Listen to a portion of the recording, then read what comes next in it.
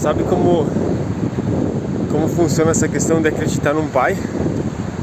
Num pai que a gente não vê. Que o Pai, nosso Deus, o Criador, ele é, digamos que talvez invisível. Por mais que ele seja visível.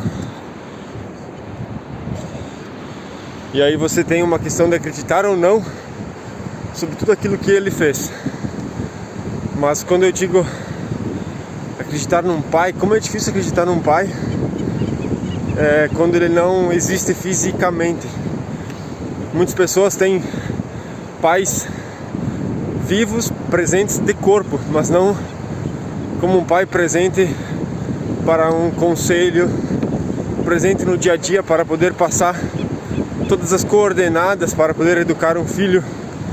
Então fica mais difícil uma pessoa hoje aceitar e entender o que é um pai celestial se não tem um pai terrestre.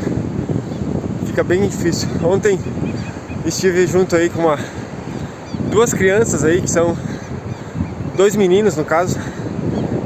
São três, tem um pequenininho agora. Só porque eles são órfãos de pais. Aí a gente conversando, ele disse que eu não acredito em Deus. O que é Deus, na verdade, o que é, né? Aí eu comecei a explicar um pouco pra ele, comecei a fazer algumas perguntas. E ficou extremamente nítido essa falta da figura paterna na vida deles. No caso deles aí, então, eles não têm o pai fisicamente, porque eles são separados, né, os pais. Então a mãe cuida dos três filhos homens.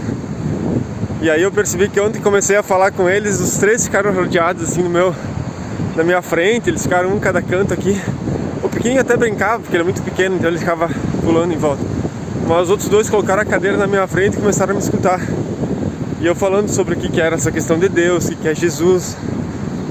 E aí ele disse que acredita em tudo que for científico.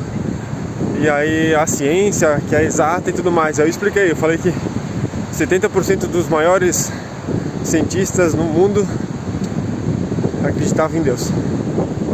Então aí a gente começou a conversar, mas olha a diferença. O que acontece quando tem uma... Bom dia! O que acontece quando tem uma figura paterna dentro de uma casa?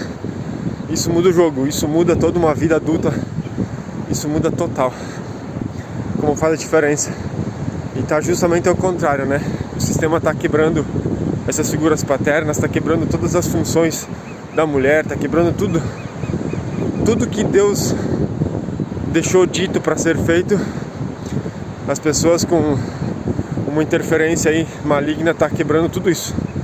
Então a família é o bem mais precioso que Deus pode ter hoje aqui na Terra. E isso está sendo desmanchado. Então a gente tem que manter, a gente tem o dever de manter tudo isso.